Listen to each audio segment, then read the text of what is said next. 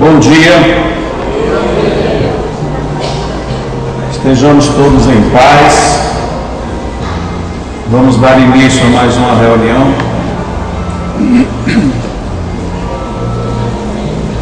Hoje é dia 21 de dezembro. Estamos às vésperas do Natal.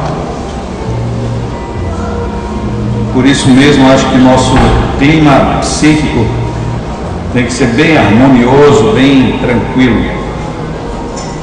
A mensagem do livro Vinha de Luz, de número 104, nos mesmos pratos, se baseia num versículo de Mateus, no capítulo 26, verso 23. E ele, respondendo, disse: o que mete comigo a mão no prato, esse me há de trair. O comentário do Espírito Emmanuel, através da psicografia de Chico Xavier, diz o seguinte: toda a ocorrência na missão de Jesus reveste-se de profunda expressão simbólica. Dificilmente o ataque de estranhos poderia provocar o calvário doloroso. Os juízes do Sinédrio, pessoalmente, não se achavam habilitados a movimentar o sinistro assunto, nem os acusadores gratuitos do Mestre poderiam, por si mesmos, efetuar o processo infamante. Reclamava-se alguém que fraquejasse e traísse a si mesmo. A ingratidão não é planta de campo contrário. O infrator mais temível em todas as boas obras é sempre o amigo transviado, o companheiro leviano e o irmão indiferente. Não obstante o respeito que devemos a Judas redimido, convém recordar a lição em favor do serviço de vigilância, não somente para os discípulos em aprendizado, a fim de que não fracassem, como também para os discípulos em testemunho, para que exemplifiquem com o Senhor, compreendendo, agindo e perdoando. Nas linhas do trabalho cristão, não é demais aguardar grandes lutas e grandes provas, considerando-se, porém, que as maiores angústias não procederão dos círculos adversos, mas justamente da esfera mais íntima, quando a inquietação e a revolta, a leviandade e a imprevidência penetram o coração daqueles que mais amamos. De modo geral, a calúnia e o erro, a defecção e o fel não partem de nossos opositores declarados, mas sim daqueles que se alimentam conosco nos mesmos pratos da vida. Conserve-se cada discípulo plenamente informado com respeito à semelhante verdade, a fim de que saibamos imitar o Senhor nos grandes dias. Um dia, lendo uma reflexão do próprio Espírito Emmanuel, ele colocava algo que ficou gravado na minha memória, porque é extremamente significativo, acho que para a vida de cada um de nós. A proposta dele é: quando nós queremos subir uma montanha, e quanto mais alta for a montanha e mais difícil a escalada, no momento de partida, grandes pessoas, grande volume de gente vai para nos apoiar, nos incentivar, nos dar forças. Depois que partimos, aqueles que apenas queriam saudar ficam na base. Outro tanto nos acompanham no mesmo propósito de chegar lá em cima. Mas à medida que nós vamos subindo, é mais do que natural que muita gente comece a desistir. Por cansaço, por mudança de ideias, porque o objetivo já não era aquele, porque o clima ficou difícil, porque as dores começam a tomar conta do corpo e da alma. E de tal forma que muito raramente acontece de alguém chegar lá em cima acompanhado de alguém da partida. Na maioria das vezes, a chegada lá no cimo é solitária. Tendo isto por partida, nós já podemos deduzir que muitas vezes, quando estamos querendo fazer qualquer ascensão, seja ela física, monetária, psicológica, emocional, espiritual, de partida nós teremos muitas pessoas nos auxiliando, mas do meio para o fim começam as complicações.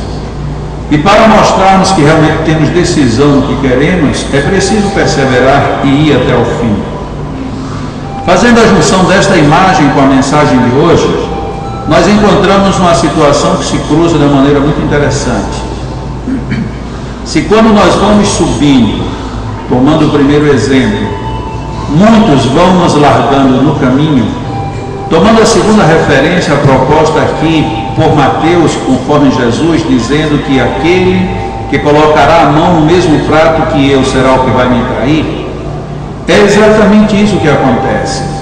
Porque se eu vou subindo, quem vai me abandonar é quem estava comigo. Quem não estava comigo já não me abandona, porque já ficou para trás. E é muito comum nós ouvirmos isso, ou nós mesmos dizermos isso com uma certa frequência. Eu esperava de todo mundo, menos daquela pessoa. Qualquer um poderia me trair, menos essa pessoa, porque eu dei tudo de quem eu esperava tanto, por quem eu faço tanto. E é muito comum, portanto, isso fica bem evidente, que nós damos créditos que muitas vezes deveriam ser equilibrados no campo da razão com a emoção. Não que as pessoas não mereçam o crédito de esperarmos o melhor de todas elas, mas devemos equilibrar também com o direito que cada um tem de falhar, de errar, de se equivocar ou de desistir.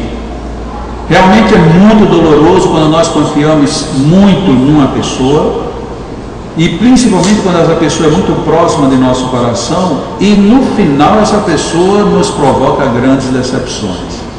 Que é doloroso, mas isto é natural.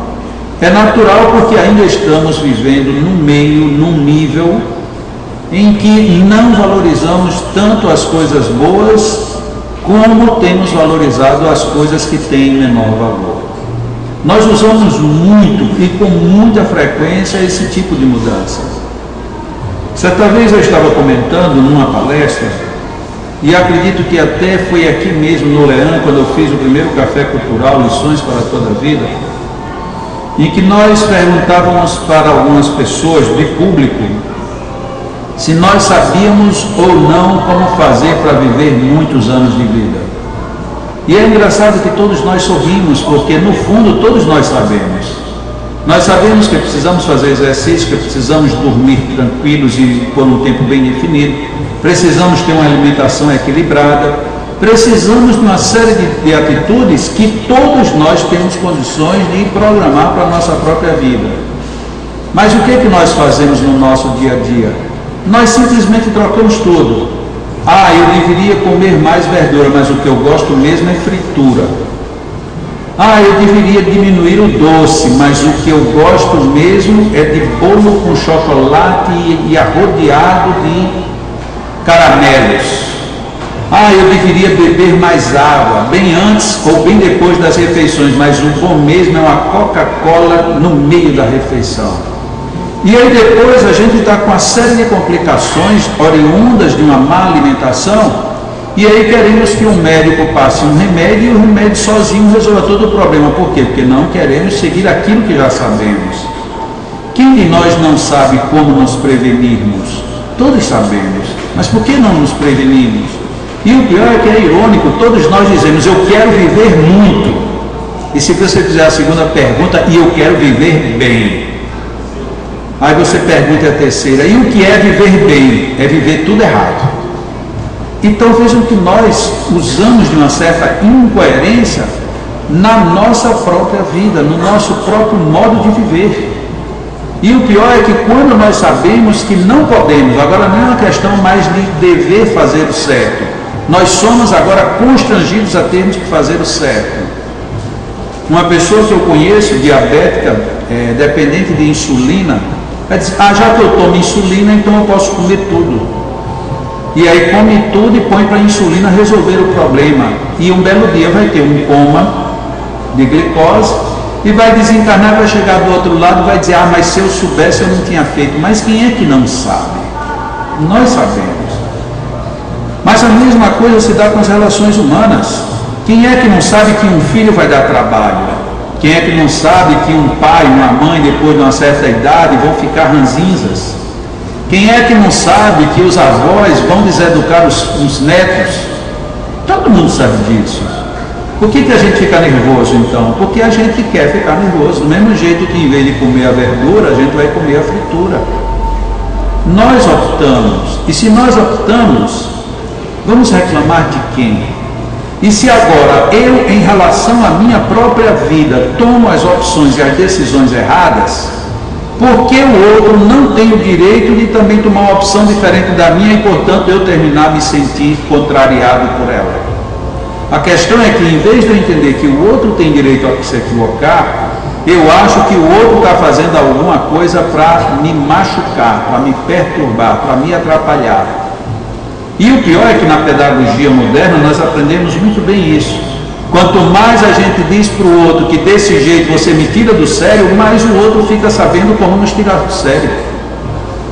E aí reclamamos que o outro nos tire do sério. Mas vamos reclamar do que se a gente já ensinou para ele como é que faz? São situações que só acontecem com aquele que põe a mão no nosso prato na hora da nossa refeição.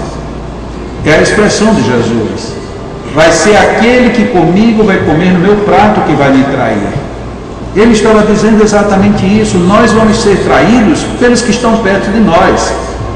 Mas vamos ser traídos não no sentido dele ficar ofendido e magoado, mas de não entender a proposta do outro. Os filhos muitas vezes demoram a entender as propostas dos pais. Os subalternos quase nunca conseguem entender as propostas dos que estão acima na construção hierárquica. E na vida, nós confundimos muito o prazer da carne com a liberdade do espírito. Tudo isso tem um preço. E o preço vai ser, muitas vezes, o de amargar a digestão junto com aquele com quem estamos dividindo o prato. Dói? Algumas vezes dói. E quantas vezes dói muito mais do que nós imaginávamos. O ideal, portanto, é nós aprendermos, principalmente quando nós estivermos nos servindo dos pratos do Senhor, a percebermos não apenas o alimento, mas observarmos o que de fato está sendo servido. Porque se Jesus nunca nos serviu nenhum prato estragado, nem nunca nos deu nada de ruim, por que então seremos nós, mais uma vez, a o trairmos apenas porque não queremos perceber o verdadeiro alimento que Ele nos põe à disposição? A mensagem do Evangelho não é uma mensagem piegas, não é uma mensagem cheia de dengos, nem é também uma mensagem de condenação e de precipitação para fogo do inferno ou para as agruras de um umbral. Não. O Evangelho é um livro para nos ensinar a viver 24 horas por dia, não como santos que não somos, mas tampouco como capetas que também não somos. O Evangelho, a proposta é para nós vivermos com dignidade, e a maior dignidade que nós temos, ela começa a partir de nós para conosco. Eu tenho que ser digno para com a minha vida, afinal de contas, dela eu prestarei contas. A partir do momento em que eu me respeito, eu passo a respeitar todo mundo. A partir do momento em que eu vejo o Evangelho como uma lição para o meu dia, para o meu momento, para a minha vida, este Evangelho muda completamente de feição. Enquanto nós estivermos apenas enfiando a mão no Evangelho para simplesmente surrupiar lições e não dar usos, é a mesma coisa que a gente continuar fazendo boas leituras, continuar assistindo bons programas, ter grandiosas reflexões sobre comportamento ético, moral, social, e a despeito disso seguirmos fazendo tudo o que não deveríamos fazer. O Evangelho não nos ensina isso. A vida não nos pede isso. A natureza nos encaminha para que nós frutifiquemos, para, como uma mangueira, tirarmos do solo escuro, úmido, outras vezes seco e até muitas vezes em podridão, tirar os frutos que todos nós nos deliciaremos amanhã.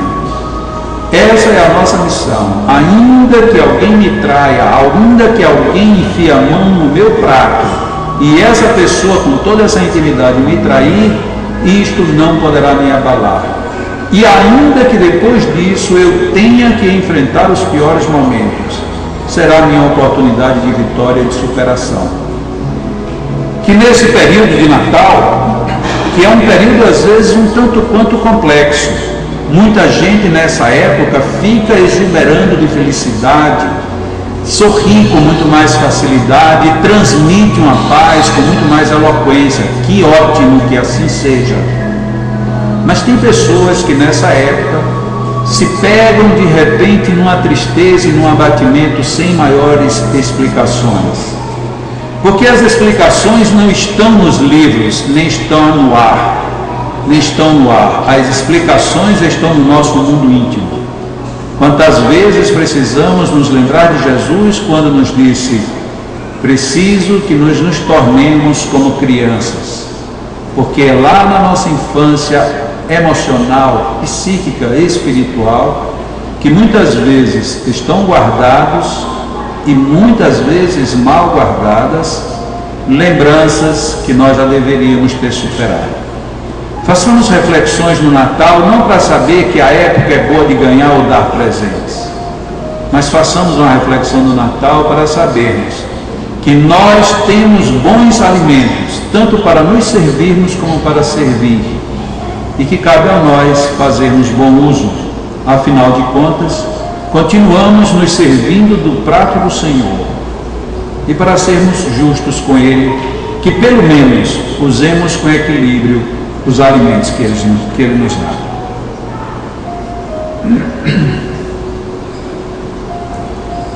Domingo que vem, às 4 horas da tarde, como todos os domingos, nós temos o nosso Evangelho. Será dia 25 de dezembro. Teremos um tema especial, o verdadeiro Natal. E quem estará fazendo o tema de domingo serei eu. Eu tenho, ao contrário do que normalmente eu faço, eu muito raramente falo de qualquer palestra minha, mas domingo passado, para quem aqui estava, eu fiz questão de convidar para vir em domingo para a palestra. E é apenas uma palestra de 45 minutos. Mas se vocês tiverem uma outra opção melhor, vamos. Se não tiverem, domingo a partir das 4 da tarde, venham aqui ao Leandro, que vai ser uma palestra bem descontraída, bem interessante, para tentarmos absorver o sentido do verdadeiro Natal. Vamos agora relaxar, tirar qualquer sobrepeso de nosso corpo. Para aqueles que preferem meditar com os olhos fechados, procedam assim. Para aqueles outros que preferem manter os olhos abertos, façam-no com tranquilidade. Porque é muito mais importante do que os olhos abertos ou fechados é nós estarmos neste momento com a alma livre, mas buscando horizontes de paz e de harmonia. Nestes momentos nos quais iniciamos a segunda parte de nossa reunião desta manhã, convidamos a todos para fazermos uma viagem muito tranquila. Imaginemos que estamos visualizando uma frequência de ondas através de nuvens. Essas nuvens se movimentam lentamente e, descendo um pouco o nosso olhar, vemos o mar no qual estamos navegando. E as ondas que se formam no mar são formadas em câmera lenta. E entre as nuvens e o oceano, nós agora nos encontramos,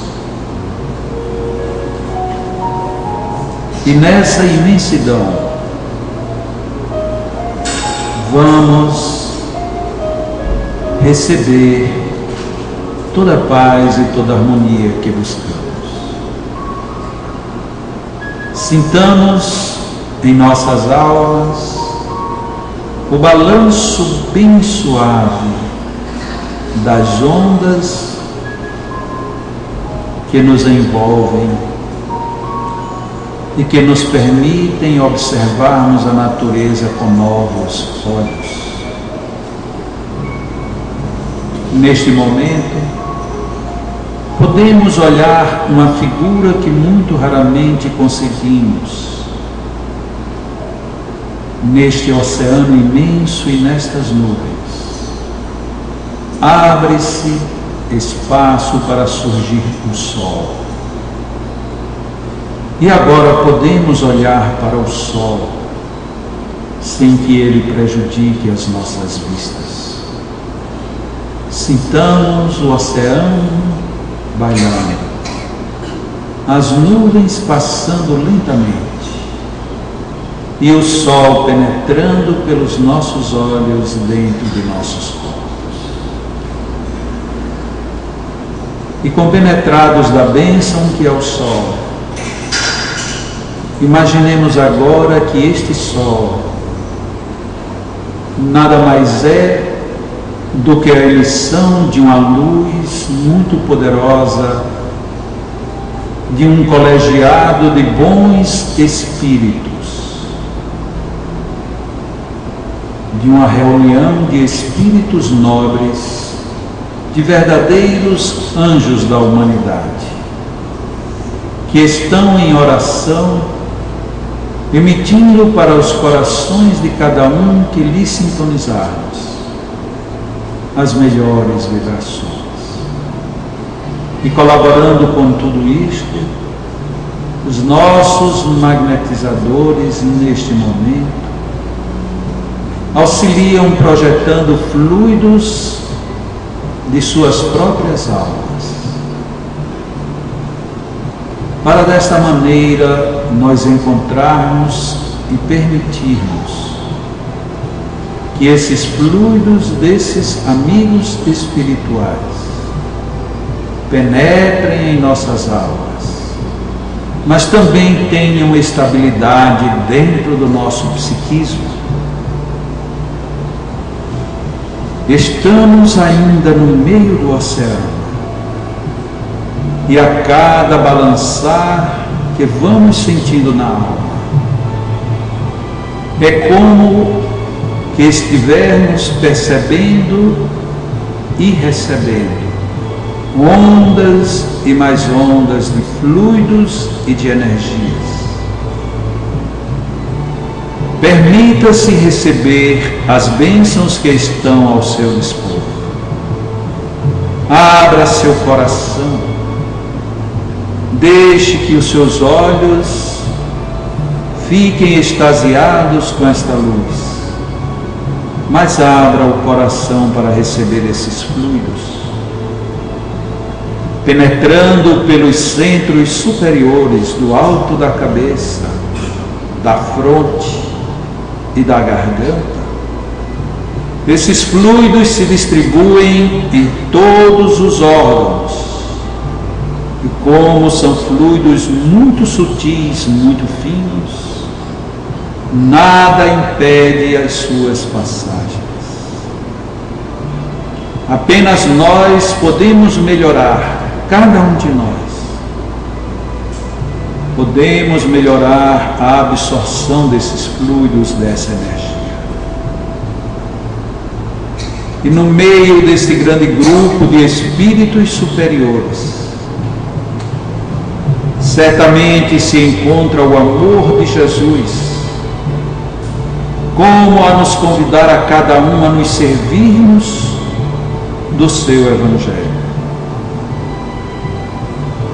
Permitamos que neste momento Jesus nos visite a alma,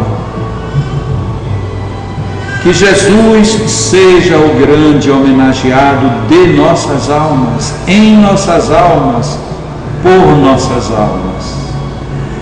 Abramos o nosso coração para que Jesus se agasalhe dentro de nós. Sintamos esta presença, absorvamos estes fluidos Isto fará muito bem para cada um que conseguir receber. Entregue-se ao bem. Deixemos que o bem faça bem dentro de nossas almas.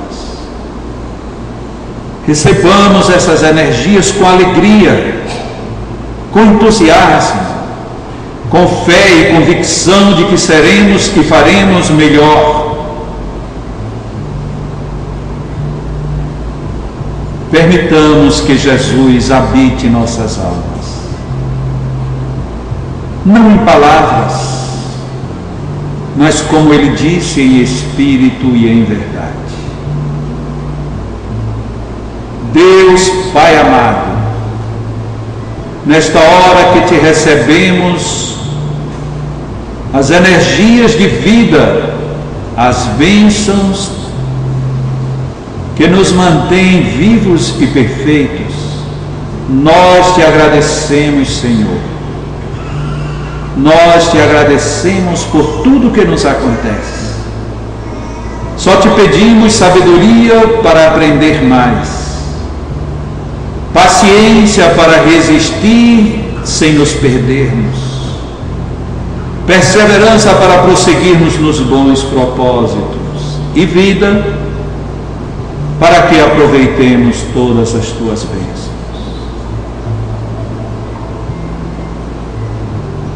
Ainda envolvidos na luz, nas nuvens e no mar, recebendo mais um tônus de energias, agradecemos, Pai, por tudo. E agradecemos pelos nossos magnetizadores que nos ajudam sempre. E eles agora são convidados a irem magnetizar nossas águas, enquanto todos nós, em respeito a Ti e aos amigos espirituais, aqui permaneceremos em oração, convictos de que estamos e ficaremos ainda melhor, ainda melhores. Graças a Deus.